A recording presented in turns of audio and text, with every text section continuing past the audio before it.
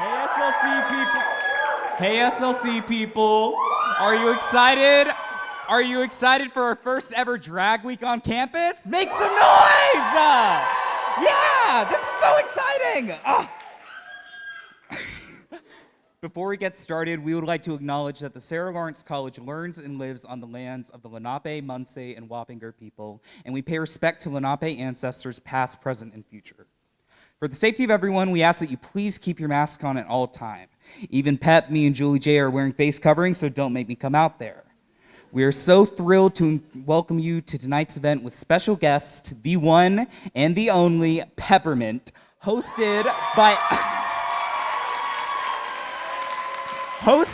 SLC's fierce alumni queen, Julie J. Stick around after this for photos and autographs with the queens right outside in the atrium. Then after that, come back in here for a drag show featuring the amazing Julie J, myself, and some SLC Drag Union royalty. Woo!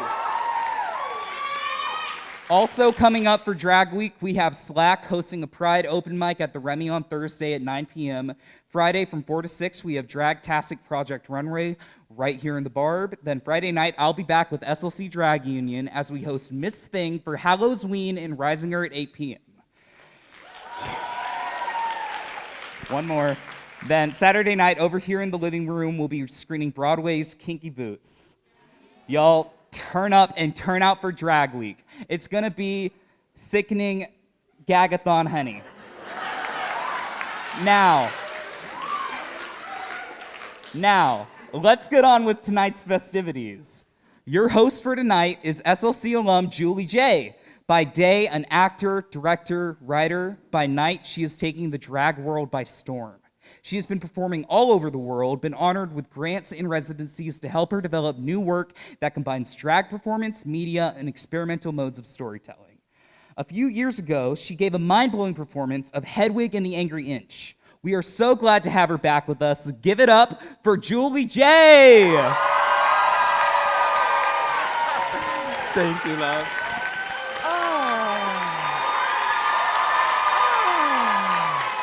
Oh my goodness. Can you all hear me okay? Yeah. All right, so I'm gonna say, Sarah Lawrence, let's make some noise. Okay. All right, that was okay. I'm gonna go back and I'm gonna say it again so that I need to prime you for Peppermint, okay? So we're gonna do that one more time, okay? Wait, just 1 second, okay? I'll be right back. Okay. Sarah Lawrence, make some noise! Thank you. There we go. Oh, yes. You know, yes. All right. Okay. Woo! Okay.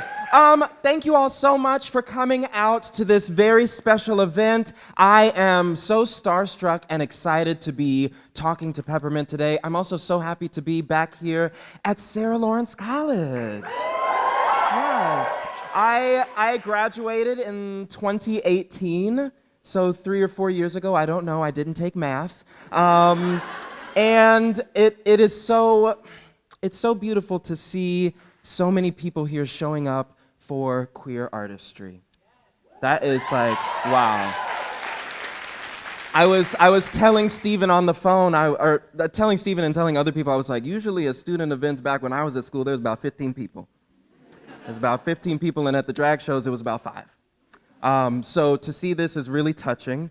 And I am excited to talk to Peppermint. She is, I think, a role model for so many drag queens in New York City, specifically. But of course, she has taken over the world and shown us how important it is to live in your truth. Can we get some noise for living in your truth? Yes. Mm-hmm. And for being an advocate for all of the right things. Okay, so originally I was gonna say this off the top of my head, but there's so many accolades, I gotta read this off the paper, okay? All right, so Peppermint is an American actress, singer, songwriter, television personality, drag queen, and activist from New York City. She is best, yeah, please, she is,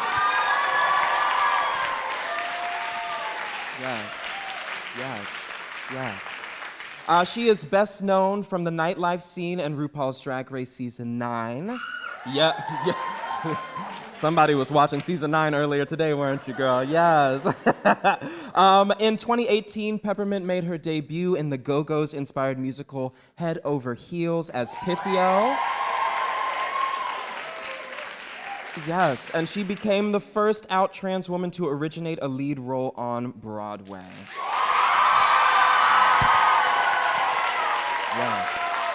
Yes.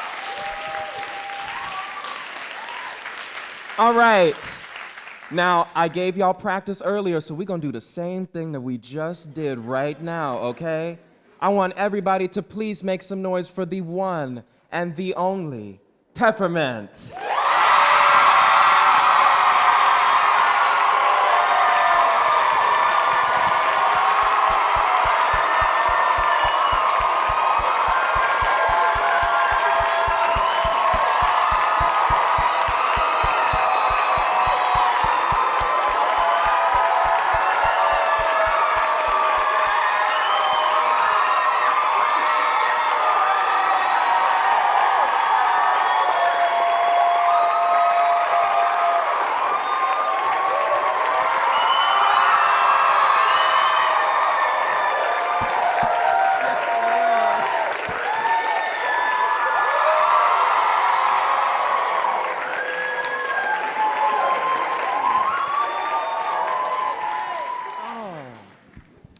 Oh my goodness.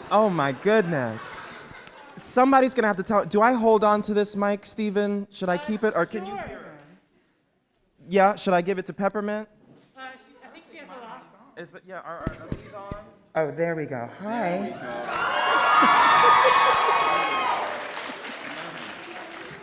Miss Peppermint. Hello, beauty. Hi. Good to see you. It's so wonderful to be here with you. My first time meeting Peppermint, so I'm like, And this is my first time meeting Julie J.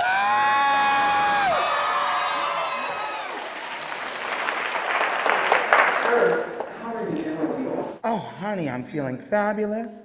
This is my first college moment in person since during the middle, I don't know, we're still in the pandemic.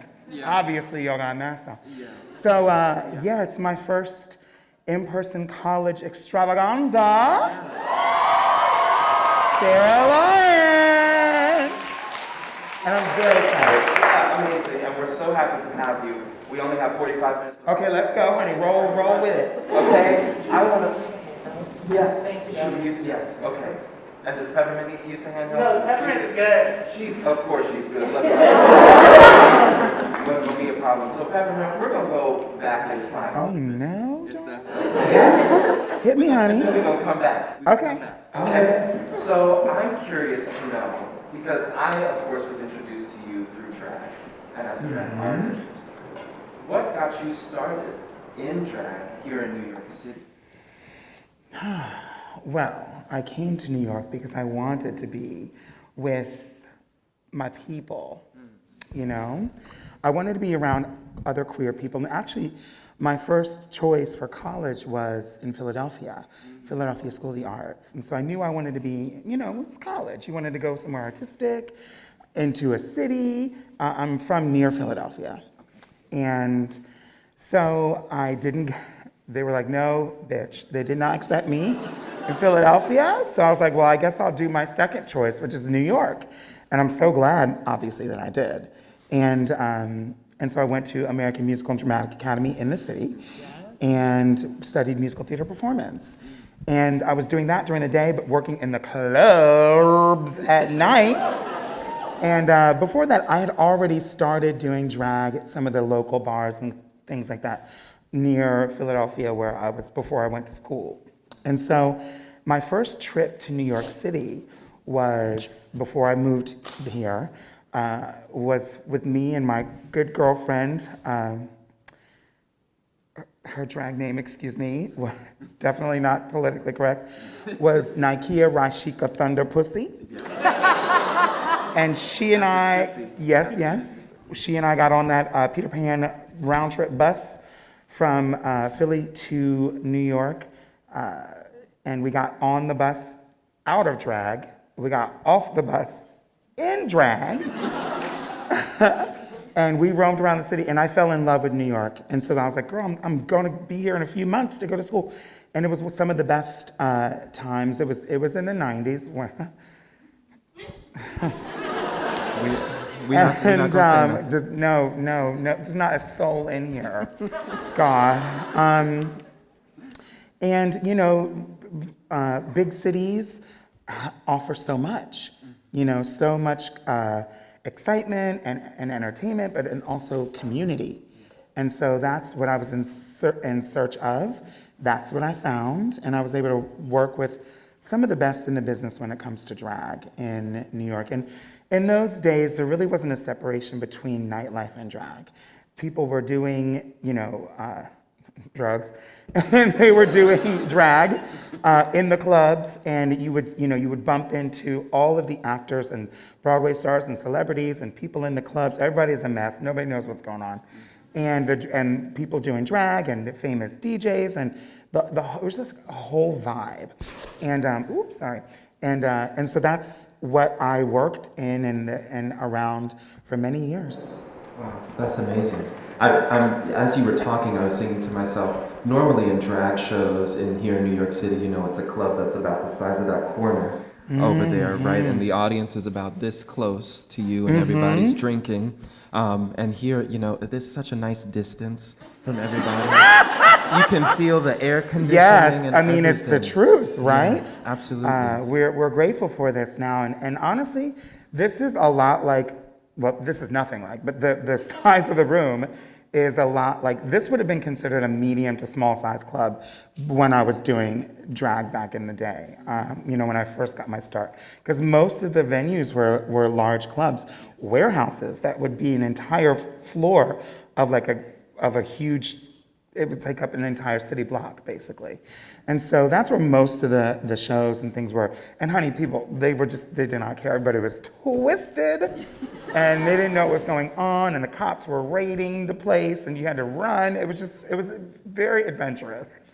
But it was, you know, I got a chance to meet some of the best people and most artistic folks ever. And this was before social media. So we were, you know, you would show up and we'd all be in the room and you'd see, hey, that's the girl in the red, whatever. And then you'd say hi to her and you'd talk. You did not know her name, but y'all would talk about what everything else was going on. And then when the club was closing, you'd be like, okay, girl, I guess I'll see you next week. I'll see you next week, girl. Okay, I don't know your name, but I'll be right here. I'll see you. And honey, lo and behold, she would be right there next week. And that's what you would do every week. And so it was great. Well, I know with the introduction of course, social media and, of course, RuPaul's Drag Race, I'm going to take us forward a little bit now. All right, jump through. Come on, we're going to jump through. We're going to come through. How do you think that the drag world has changed because of the introduction of something like RuPaul's Drag Race? Well, I mean, obviously, RuPaul is a mainstream queen, and she always has been. She's always done the wonderful service for our community of showing the world a fabulous Black drag queen who is so fierce. And so obviously the show Drag Race, you know, I would expect nothing less. And that's exactly what she's done. She's brought drag. I mean, look, drag, I think, has always had a mainstream appeal. Whether you've been to a drag show or not, as long as once you only need to learn what a drag queen or a drag performer is once, and then you know how you feel about it for the rest of your life. And so drag just has an appeal, you know, that I believe is very mainstream, and that's because it connects to all the things that we as humans are connected to: gender, sexuality. And it can be political. It can, you know, you all know all of these things. And so drag can relate to so many different things. It just makes it really universal. And so no wonder it's a hit. I mean, the show's a hit, you know? And so what it's done for the art of drag, it has given exposure and opportunities to people who would have just been in that club, in the corner of that club, you know? And, you know, certainly I know, I'll tell you this, like when I was coming home from family dinners and, you know, we'd go around the table and there was like a lawyer and an architect and this and then that, honey, when they get to me and be like, so what you doing? And I was like, I'm doing drag. They'd be like, oh, you know, but now I think it's very feasible for someone to imagine their child doing drag and imagining success for those people. Yes, absolutely. I'm thinking about that scene that you just described of going around the dinner table. Oh, yeah. And everyone saying everything and me being like, I'm doing some drag. Yeah, I'm just doing drag. Yeah, at nighttime in the club. They're like, oh. Absolutely. So between season 9 and now, you have accomplished so many things. From the finale to us sitting here right now. The list, as I was reading off, I was like, damn, I got some work to do. But one of the biggest things, and I here at Sarah Lawrence, they did Head Over Heels in the theater department a couple of years ago. I don't think I knew that. I might have actually known that. I mean, this is probably the closest location that would have been doing Head Over Heels north of the city that I was aware of. So this was right before the pandemic, right? Yes. Obviously. Okay. Yes. So we're going to talk about Head Over Heels. Okay, if that's okay with you. I'm ready. All right. So what was the process like of getting involved in that show? I know with actors and actresses, there's all different kind of ways that you can be either asked to do a show or you audition for a show. So when that opportunity came into your field of vision, what was that like, and how did you handle getting involved with the show? I didn't want to do it. I did not want to do it. I did not want to do it. Yeah. No, ma'am. Yeah. I was on tour in the UK and with, you know, Jinx Monsoon and Sharon Needles and Ginger Minge and all the gals. Fifi O'Hara, yes, darling. Hey. Yeah. And we were on tour and I was loving it and making very good money. And it was a Christmas tour, which I'm about to do another Christmas tour in a minute. And when I was leaving for the tour, I got a call to go in and do an audition for this Broadway show. And I'm like, okay, I'll just go do it. And so I went to the audition, and you know, I think I did a good job. And actually, it was a self-tape. I put myself on tape. Everybody can understand that now during the pandemic, but so I recorded myself, sent it in, and then I got a call back, and they wanted me to do a few more. And then they basically were like guiding me towards the role, but they weren't really telling me. But I was a series of like 7 auditions. And honey, I'll never forget my assistant at the time, Jerry, on tour. We would like get up, we would do the Christmas show, and then we would come back, and because we were in the UK, there was still time to send in the tape in the United States, which is obviously several hours behind in time zone. And so we were up late at night filming the scenes, and then we'd get notes the next day, and then like send in another scene. And so this show, the thing that was really interesting is if you're going to audition for like, you know, Chicago or Dear Evan Hansen, you could have seen the show. You can go and you can watch the movie. And so you have something, no, it's true, you have a reference point, right? You can just look it up and see what other people have done. This is a show that it had never existed. And so there was nothing for me to use but the script, which is written in something called blank verse, which is basically Shakespearean. These theater kids, they Okay, know. these theater kids, they know. Oh, y'all know. And so we only had the script, and I was like, what on the earth is this thing talking? And first I'm an owl, then I'm a snake and a thing. Oh, honey, what is going on up in this play? And this guy is dressing in drag, and then the king falls in love with him, and then there's people are having sex. Not to spoil it, but I was like, honey, I can't figure out what is going on in this show. And so that was what a lot of the conversation was. But anyway, I auditioned and I booked the show. There had been workshops of the show before, and it had, they put it up in the Oregon Shakespeare Festival when the show was 4 hours long. Girl, how many, what? But then, obviously, when we were workshopping it for Broadway, we had to make a few changes. So it was very harrowing because, it would be like we learn, we rehearse, and then we would go and do the show. And that's what you think it is for the show, y'all know. But then in the, in the preview period, which I'd never really done like previews before. I've done lots of shows for community theater, for school, for college, and we rehearse, and we have tech week, and then we do the show, and then it's done. And nothing changes except for like, oh, we have to move this couch over there. But they were like, okay, we wrote a new song, or we have new stuff for you, and we would have to rehearse it, and then when you're getting ready to come to the stage, you're like, that thing we added, take it out, you're not doing that. The thing, we do the third thing from last week, remember that? Do it, you're on, go. And then they put you on stage, and like songs were taken out and put back in and shifted around and moved around. And I remember, never forget, we were recording, this is too much, but they said, Peppermint, you need to go before the show tonight, after rehearsal, go to the recording studio, which is like an hour away. We went to record some stuff that was gonna play in the theater. We went to record it, and then it took hours. And then we came back, and had to run in to get ready, get dressed. Don't you know, by the time I got my dressing room, they're like, no, we're not gonna do it, scrap it. I was like, are you serious? So that's what it was like, very, very stressful. But I'm blessed, I'm happy that I was able to do it.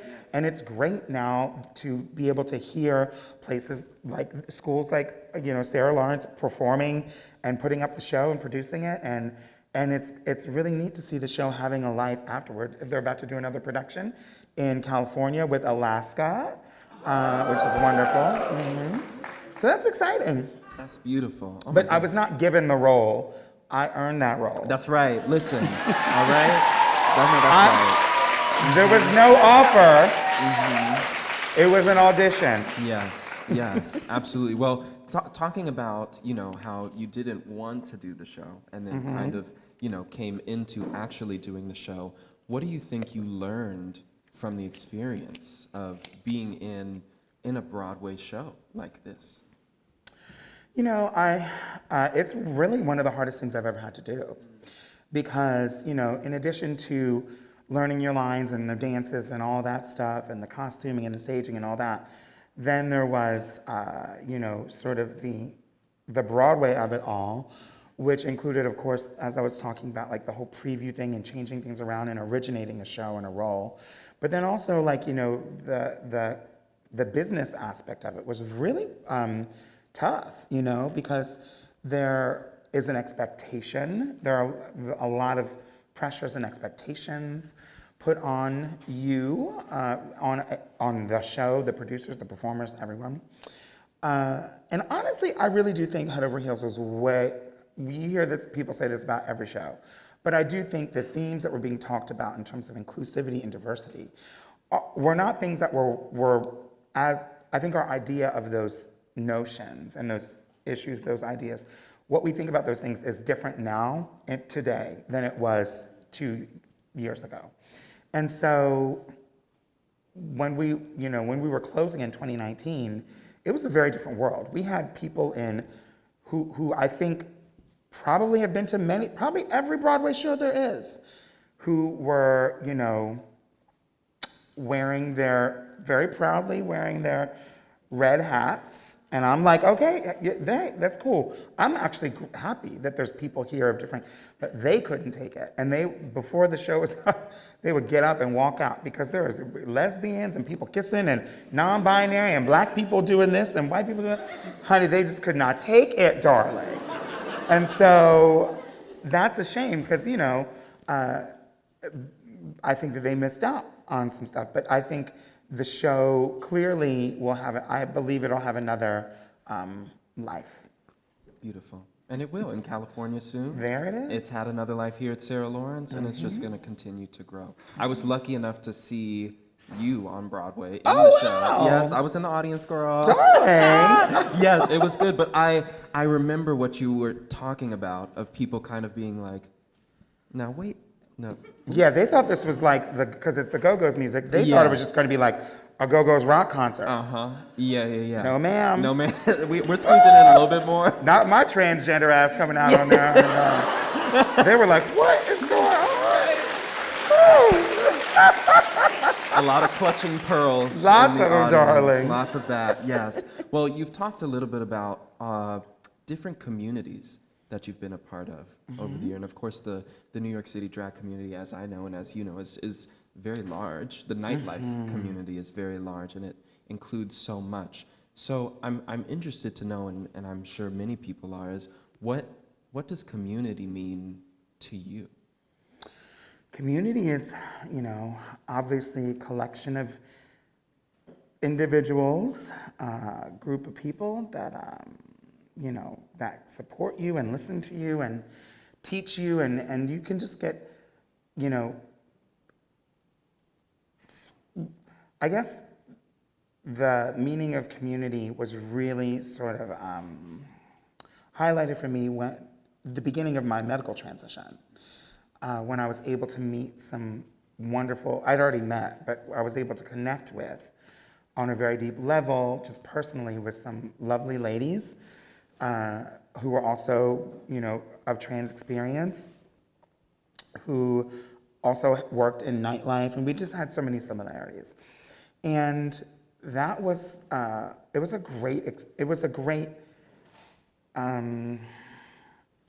something that I could rely on in a way that I couldn't rely on anything else.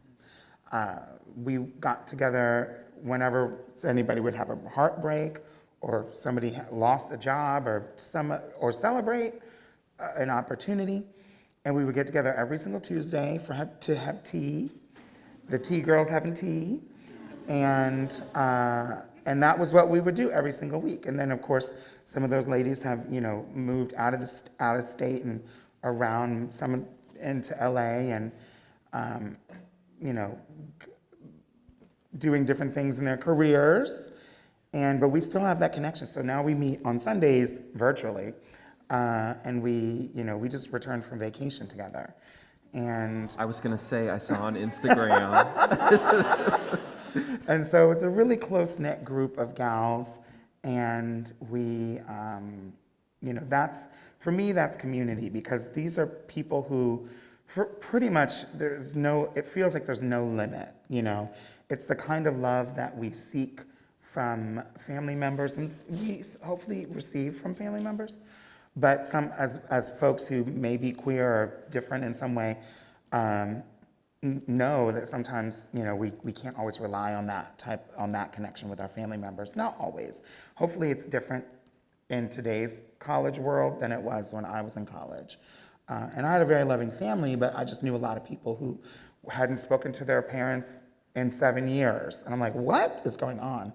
And so we, in the queer community, and when I say queer community, of course I mean gay, straight, or gay, lesbian, bisexual. Hold on. Gay, well, hold on. Let's define this now. We go. Gay, lesbian, bisexual, trans, IA plus. However, I also do mean straight people, because I'm a heterosexual woman, right? I mean, you might not know this, but, I date men, and cis or trans, whatever, but I date men, and I'm a woman. By definition, that's heterosexual, but I'm also queer, because I'm in the community.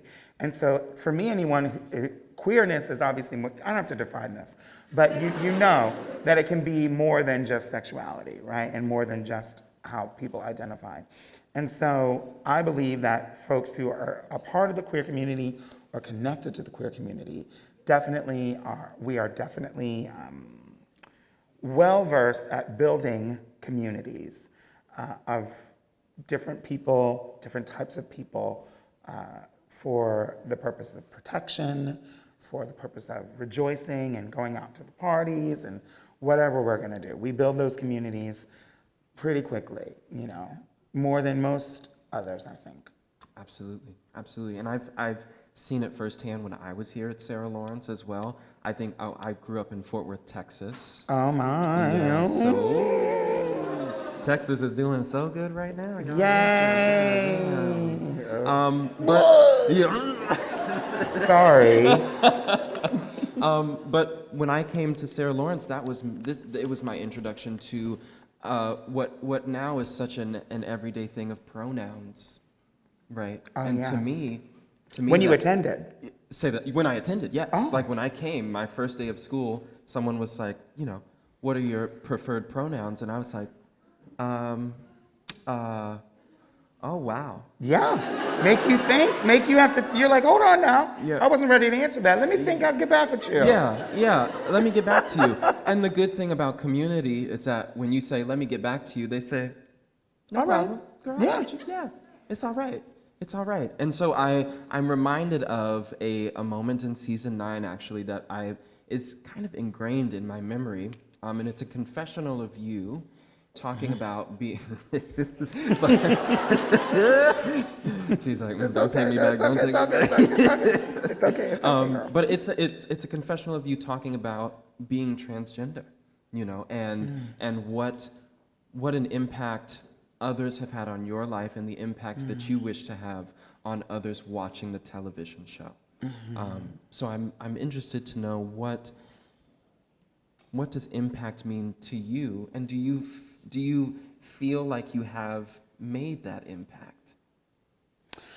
The only way that I really have to measure that is when I meet folks who tell me share their stories with me that resonate, with each other, with them with me and me with them. And so by that account, yes, I understand that I've connected with some people. It's really not for me to define the impact or even measure it, because that's all usually in the wake of whatever it is I'm doing, or hopefully as a good result of something that I've already finished and done. And so my goal that I have to remind myself of every single time is to make sure that whatever it is that I'm doing is good, and that it's pure enough and will be loud enough to resonate so that other people can receive it. And as long as I can keep putting out whatever that messaging is or using my platform in a particular way, then whoever it's meant for will receive it, and they will be able to use it, and then they'll be able to find it when they need to. Because sometimes it's not like today. It might be a year later, And so I can't sit and wait to see, well, who's listening? I'm just going to keep going, and hopefully it'll make sense for somebody. Absolutely. Well, it's making sense for me right now, sis. Oh, honey. It's making sense. I'm taking notes over here. Taking notes. I'm interested to know, as you talk about this, being in college, it's a very, and as you mentioned briefly, it's a very transformative time for a lot of people. We're all coming, well, not me anymore, I'm out of college, but everybody, and even now, as in my 20s, still learning How dare you, I know. bitch, don't you talk to I me. know. Well, you're 18, what are you talking Yes. about? We're all coming into ourselves, and that's a continual journey that we do every Always. single day. But for everyone that's here as a student here right now, as they're coming into themselves, is there a piece of advice, it could be very small, it could be large, a piece of advice that you would give to them right now? Yeah,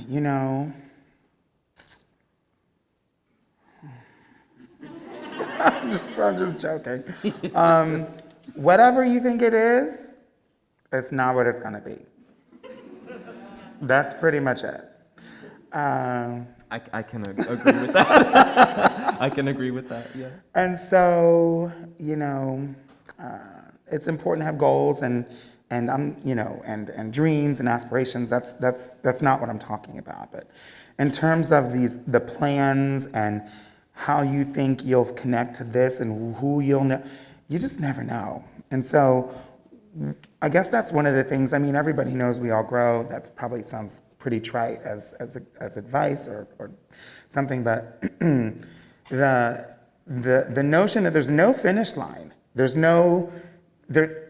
I don't care if it's your career. I don't care if it's something that you're trying to study or work on, or something that you're trying to develop, or a work of art, something that you're producing, or something that you're doing personally, or something aesthetically that you're trying to achieve. It will never end.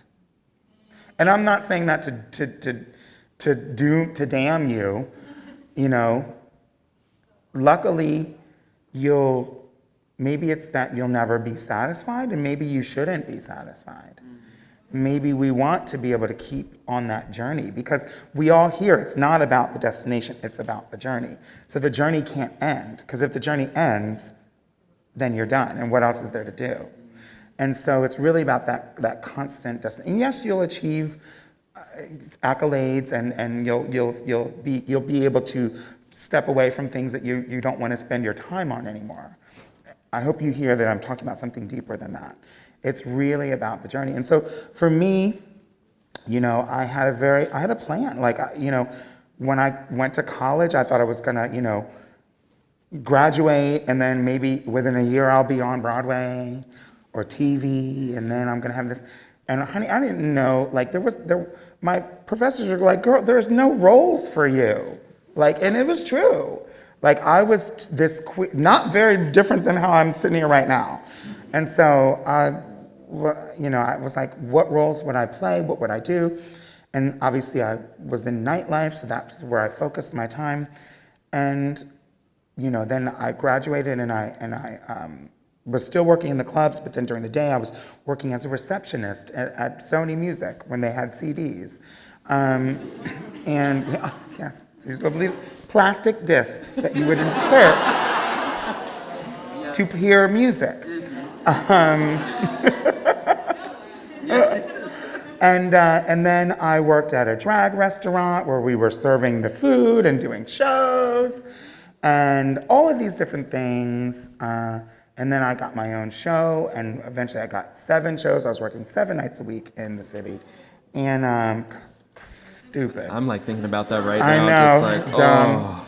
But that was like when I felt like I was on top, and then I was able to have, you know, I had a music video. Somebody approached me to record a song, and I had a music video that was on this channel, this new channel called Logo, which is eventually, obviously, where Drag Race first was aired. And I was the first drag performer to ever have a music video play on the channel, because they just opened up the channel. And so, you know, had that. And then, of course, all of this was before YouTube. And then I, you know, then I was able to travel the world and go, you know, to London and all these different places. And then eventually I auditioned for Drag Race and yada, yada, yada, yada. And so during that entire time, of course, I was a drag entertainer. But I wasn't really, I came out as trans in 2012, which is 4 years before I went and did Drag Race. And the landscape was very different. But my point is that I was trying to connect the dots for myself personally with regards to how I felt, with regards to my medical transition, my social transition. And there certainly were not a lot of resources then as much as there are now. And so I was having all these conversations, and that is one of the pieces of advice that someone gave to me, which was just very sage. It's like, there's no one way to be trans, there's no look, there's no one anything, and there's no finish line. And so she's like, girl, take your time, slow down, and just realize that, you know, you're gonna wake up one day and you're gonna be 40. And then you're gonna be trying to remember all the things that you did that made you happy. And so, remember them. oh my goodness. Yes, let's hear some noise for that. Beautiful. Okay, so thank you so much for that, Peppermint. That's it.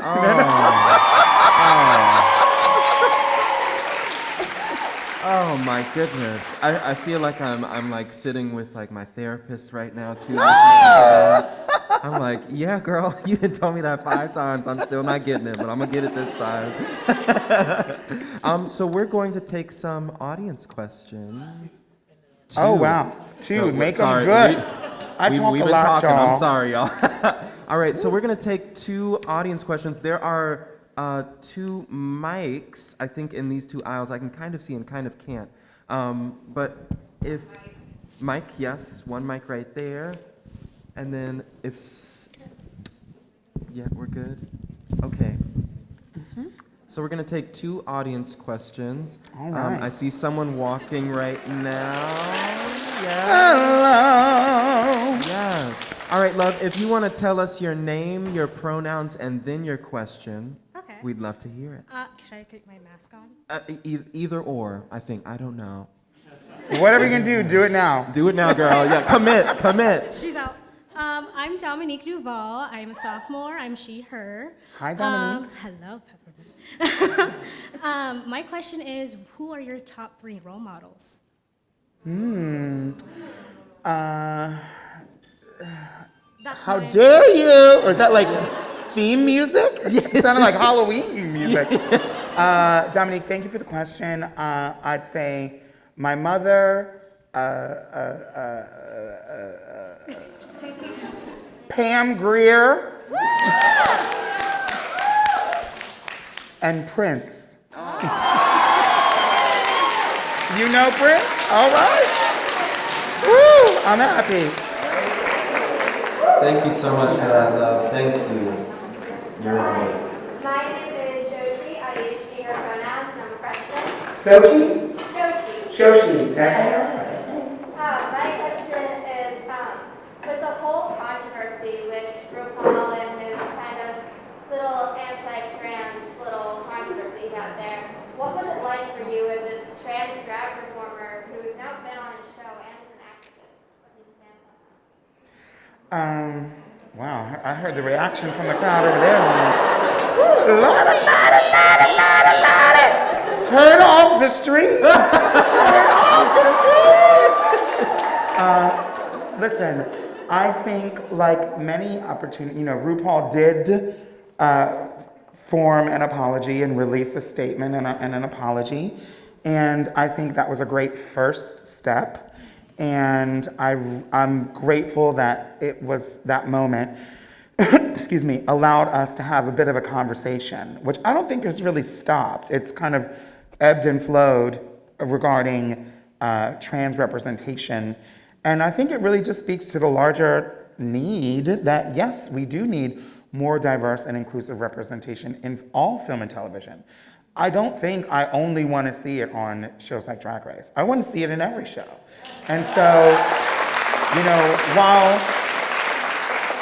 while we expect, and I think it makes sense to expect to see more inclusion and diversity in the drag representation on shows like Drag Race, I don't want to let anyone else off the hook. I think that they all need to step up to the plate and start get us on your shows and get us in the stories.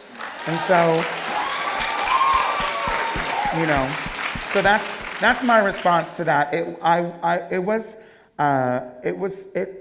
was tough for me I had to deal with, before I went to the show, how I was going to kind of carry these 2 facts in my life, that I'm a drag entertainer and a trans woman. And where am I going to be able to put that before the show and during the show and then after the show? And that was a lot for me to carry. It was. But I believe I carried it. And so...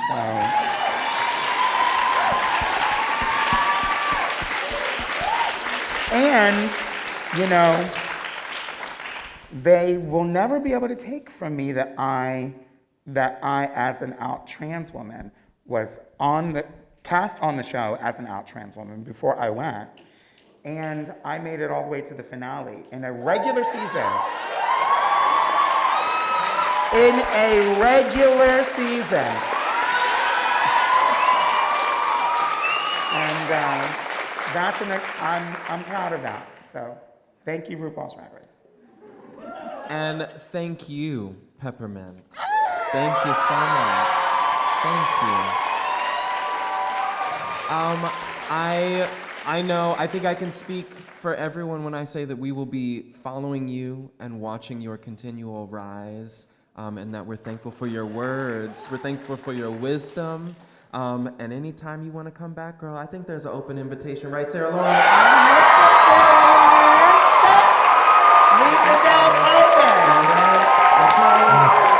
I know he has no money though, so don't hold me to that. Yeah, lock the door. Yeah, lock the door, let us out.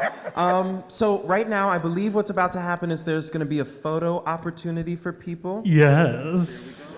Yes. Yes, Pep, thanks so much for coming. Hi, gorgeous. Mwah. Mwah. Y'all, let's give it up for Peppermint one more time.